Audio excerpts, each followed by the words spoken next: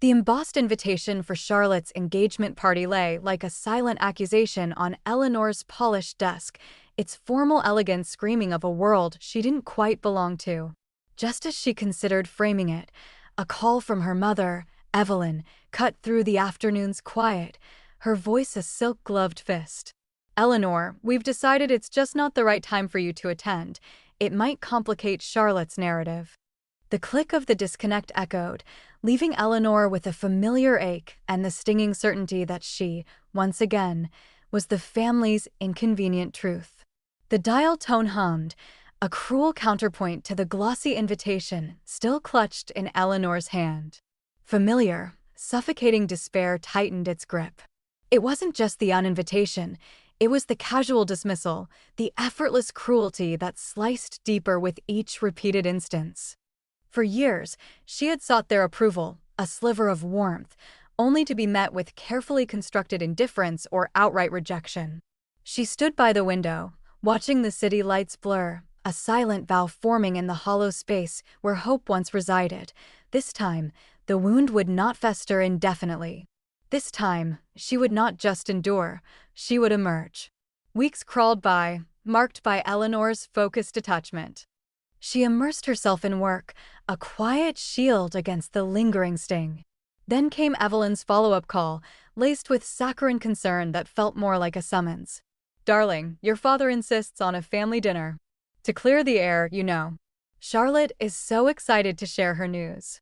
Eleanor knew it was a performance, a pretense of family unity designed to maintain appearances, perhaps even to parade Charlotte's latest triumph. But a faint, foolish hope, a phantom limb of longing, tugged her towards the familiar trap. She agreed, her voice flat, her resolve to keep her distance already wavering. The Vance dining room, usually a tableau of opulent silence, crackled with forced cheer. Charlotte, radiant in a designer maternity dress that accentuated her burgeoning belly, held court beside Arthur Sterling, her fiancé. Evelyn fluttered, a picture of maternal pride, while Richard, stern and imposing, presided at the head of the mahogany table. After the appetizers, before Eleanor could even finish a polite mouthful, Richard cleared his throat. "Now, for the main course, so to speak." His gaze swept over them, resting on Eleanor with an almost imperceptible sneer. "Your mother and I have updated our estate plan. Charlotte, as the heir to the Vance name and future, will inherit the family mansion, the Aspen residence, and the bulk of our investment portfolio." Charlotte preened, a self-satisfied smile playing on her lips. Evelyn nodded, a silent benediction. Then Richard turned to Eleanor.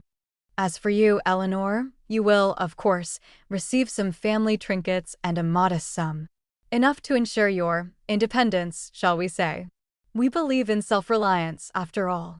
The words were a deliberate, calculated blow, stripped of any warmth. Trinkets and a modest sum, a public declaration of her worthlessness in their eyes, a final severing of any financial tie that might suggest she belonged. Charlotte's eyes met hers, a flicker of triumph, then she patted her stomach. "You know, Eleanor, Mother always said good things come to those who earn them." The unspoken accusation hung heavy in the air, a final reinforcement of Eleanor's perceived failures. Later, in the biting autumn chill of the parking lot, as Eleanor fumbled for her car keys, Charlotte's voice, syrupy and false, cut through the darkness. "It's for the best, you know. With the baby coming, our future needs stability, not distractions." She glanced pointedly at Eleanor's modest car. "Some of us just have to work a little harder for what we get, don't we?" The casual cruelty, the veiled taunt, was the last straw. The fragile hope shattered, replaced by a cold, hard ember. Eleanor met Charlotte's smug gaze, not with tears, but with a gaze so devoid of emotion, it startled her sister for a moment. This was it. No more seeking. No more hoping.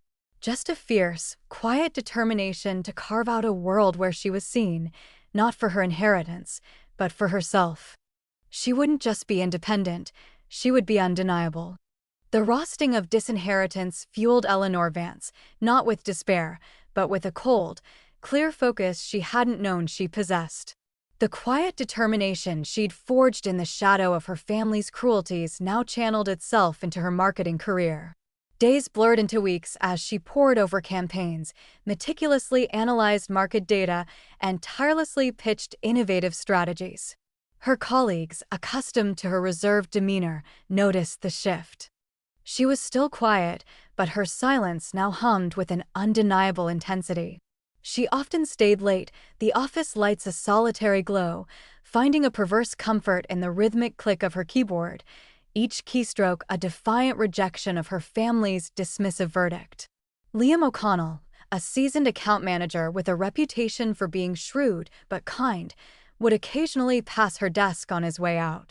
"Burning the midnight oil again, Eleanor?" He'd offer, his voice devoid of judgment, often leaving a forgotten coffee cup or a stray packet of biscuits. "Good work on the Zenith proposal. Really sharp." His casual compliments, a stark contrast to her father's constant critiques, were tiny pinpricks of light, acknowledging her merit in a way her family never had. They didn't erase the years of emotional neglect, but they chipped away at the edifice of self-doubt, proving that her worth wasn't contingent on Vance's approval. Yet, despite her professional strides, the hollow ache of profound loneliness persisted.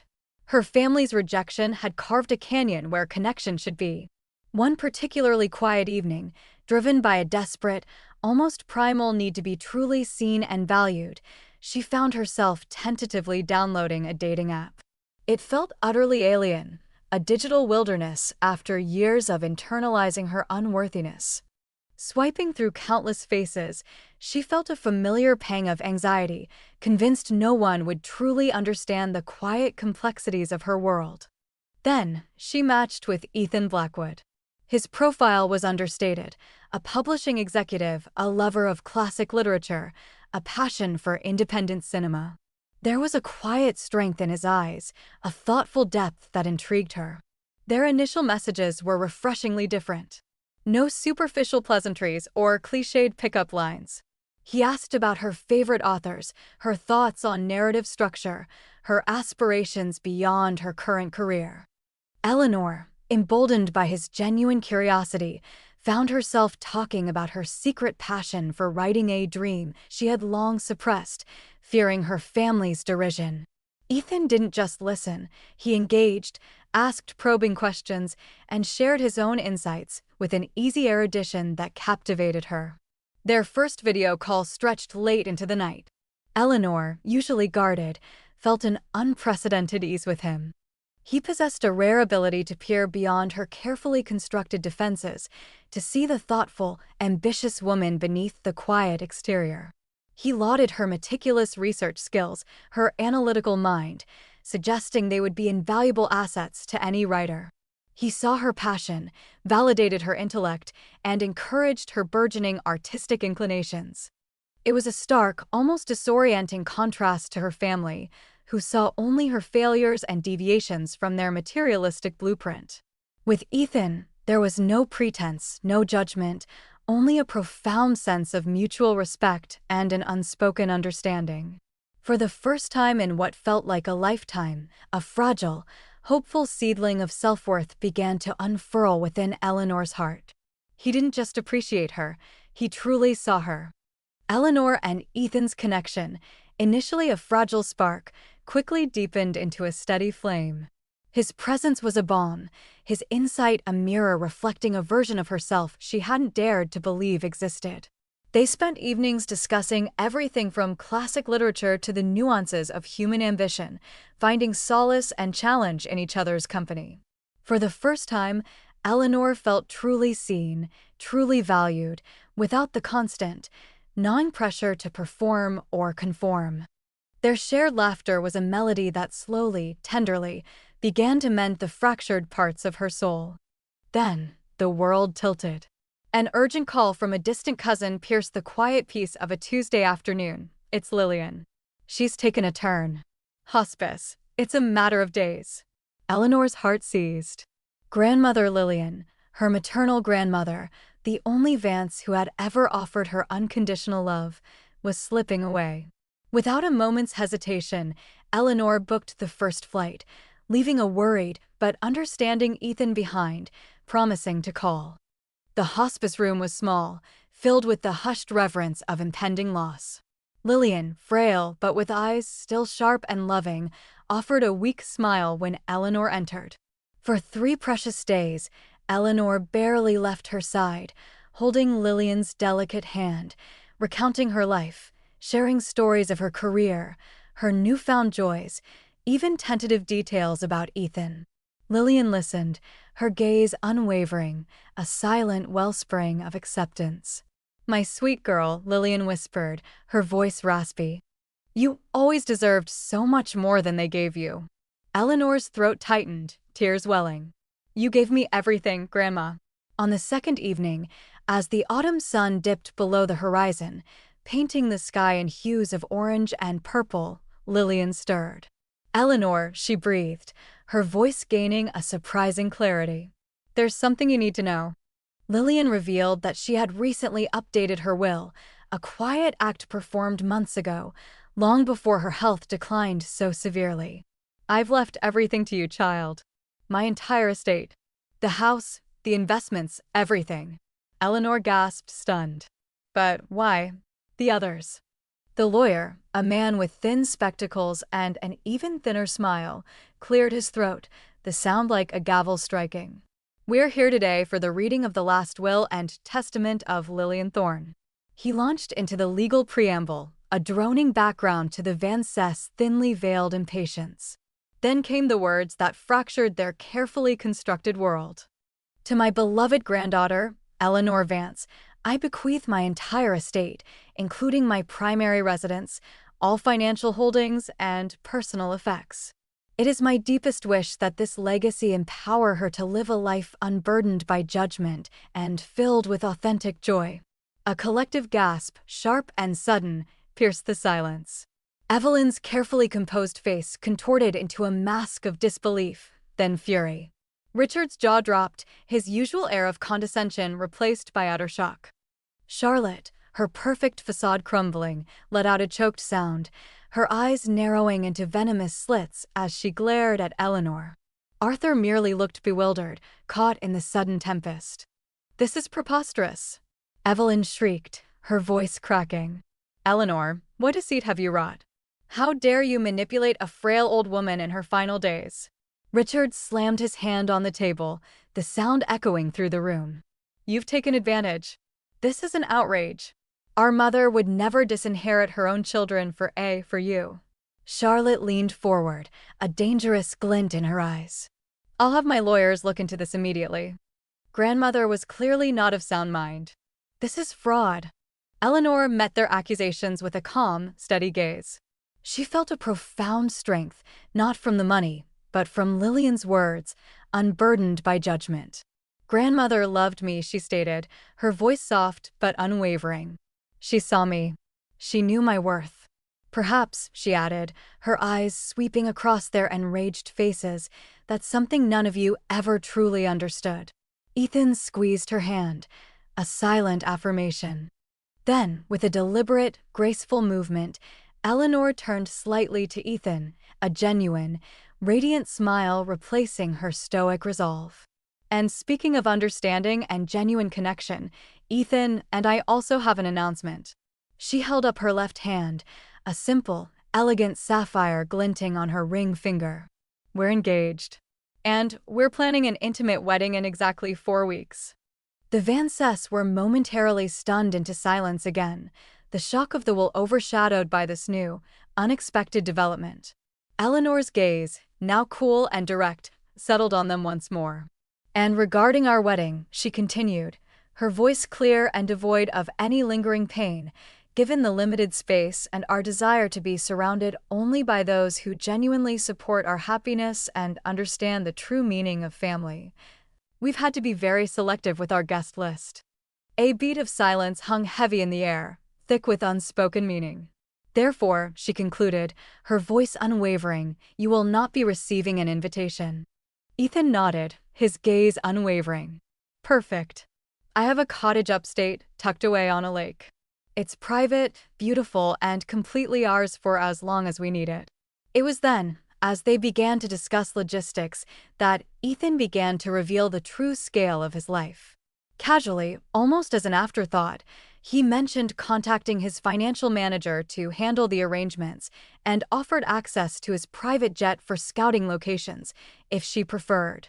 Eleanor, accustomed to modest means, listened, a slow realization dawning.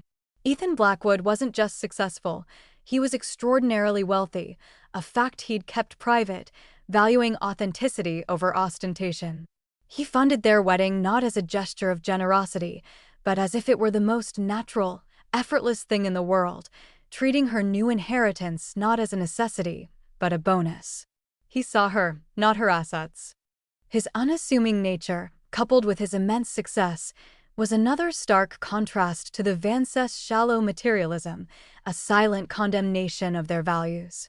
Their wedding planning was a whirlwind of joyous collaboration. They decided to forego a traditional public announcement, but a close friend of Ethan's, a prominent journalist and media company owner, offered to feature their unique love story in a discreet, yet widely syndicated, human interest piece. It's inspiring, he told them, a story of finding genuine connection amidst, well, everything else. Eleanor agreed, seeing it as an opportunity to share a message of resilience, never once considering the potential for grand public exposure. For weeks later, the upstate cottage blossomed under a canopy of string lights. Liam O'Connell, Eleanor's loyal colleague, stood beaming as Ethan's closest friends and Eleanor's few cherished confidants gathered. There was no grandiosity, only an overwhelming sense of warmth, laughter, and authentic love. Eleanor, in a simple yet elegant gown, glowed. As she exchanged vows with Ethan by the serene lakeside, her voice trembled with emotion, not fear, but overwhelming joy. The journalist friend, true to his word, captured snippets, genuine smiles, shared glances, the heartfelt toasts. What started as a quiet feature quickly exploded. The raw authenticity of their story, Eleanor's quiet strength, Ethan's unwavering support, and the sheer contrast to the traditional, often superficial, celebrity weddings, struck a chord globally. Their modern love story went viral. Millions viewed the footage, read the accompanying article, and shared their praise. Comments poured in from around the world. Finally, a real love story. She deserved this happiness. You can tell how much he truly loves her. And, inevitably, the subtext, often overtly stated, began to emerge. The internet, with its insatiable appetite for truth and justice, began piecing together the subtle hints within the story, drawing parallels to toxic families and narcissistic parents. The narrative of Eleanor's past, subtly woven into the article's context, became a public spectacle. Back in their meticulously crafted world, Evelyn, Richard, and Charlotte Vance watched in horror. Their phones buzzed with notifications, their perfectly curated social media feeds choked with articles and comments about Eleanor's viral wedding. Screenshots of Eleanor's joyful face, juxtaposed with old articles of Charlotte's extravagant, and now, in comparison, ostentatious, engagement, filled the internet. The Vances' carefully constructed image, their reputation as a prominent, respectable family, crumbled under the weight of global adoration for the daughter they had cast aside. Their carefully guarded secrets, their snobbery, and their materialism were now implicitly, and in countless explicit comments, exposed. The stark contrast of Eleanor's authentic happiness and Ethan's quiet, undeniable success became a blaring siren, shattering their world with a truth they could no longer control. Months later, at the annual Blackwood Publishing Gala, the air shimmered with the success and influence Eleanor now commanded. As a newly minted partner in Ethan's firm, her presence was both celebrated and respected. Dressed in an elegant emerald gown, she moved with an effortless grace that spoke volumes of her inner peace and assuredness, Ethan's hand a warm, constant anchor at her back. Then, across the opulent ballroom, she saw them. Charlotte, thinner, her once flawless facade visibly cracked, her eyes holding a haunted quality that spoke of restless nights and fading sparkle. The whispers had confirmed her recent, messy separation from Arthur, a man who, it turned out, had far less patience for Charlotte's demanding nature without the financial leverage of her parents. Evelyn and Richard stood beside her, their faces etched with a bitter blend of anger and desperation, their usual imperious air diminished to a brittle defiance. They moved towards Eleanor, a predatory glint in Evelyn's eye. "Eleanor," Evelyn hissed, cornering them near a display of antique manuscripts. "We need to talk. This whole charade needs to stop. You're embarrassing us, ruining Charlotte's prospects." Richard, his voice a low, furious rumble, added, "Your little love story has made us a laughingstock. You must put an end to this public spectacle. For the family." Eleanor felt a quiet shift within her. The familiar fear, the desperate yearning for their approval, was utterly gone. She met their gaze, her expression unyielding. "For the family?" Her voice was calm, cutting through the din of the gala. "Which family are you referring to, Mother? The one that systematically chipped away at my self-worth? The one that told me I was inconvenient, unlovable, and not worth an inheritance? The one that publicly uninvited me from Charlotte's engagement, then mocked me at the will reading?" She paused, letting the words hang in the air, a visible tremor passing through Charlotte. "I spent my entire life trying to earn a place with you, trying to be good enough. But you never wanted a daughter. You wanted a reflection, a convenient prop. And when I failed to be that, you cast me aside." Her gaze hardened. "I am done seeking your approval. I am done being embarrassed by your cruelty, which, unlike my genuine happiness, is entirely your own making."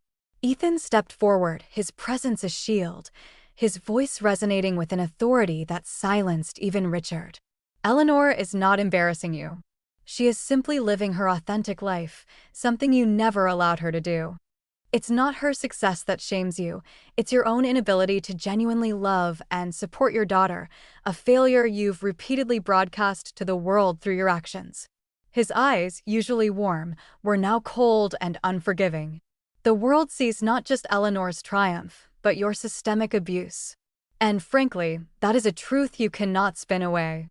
Evelyn spluttered, Charlotte's face contorted in a silent scream of rage and despair, and Richard stood frozen, realizing the futility of their confrontation. Their carefully constructed image, their social currency, had been utterly decimated, not by Eleanor's malice, but by their own public display of entitlement and cruelty. A ripple of whispers, sharp and knowing, spread through the nearby guests who had overheard the exchange. Eleanor took Ethan's arm, a sense of profound liberation washing over her. She looked at her biological family one last time, not with hatred, but with a detached pity for their self-inflicted misery. "Goodbye," she said, her voice clear and final.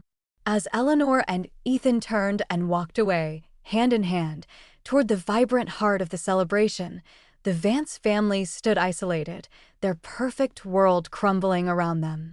The social ostracism was swift and merciless, their internal fractures too deep to mend. Eleanor's choice, her fierce pursuit of authentic happiness and genuine connection, had indeed been the ultimate justice, leaving the Vances to reap the bitter harvest of their own self-serving pride.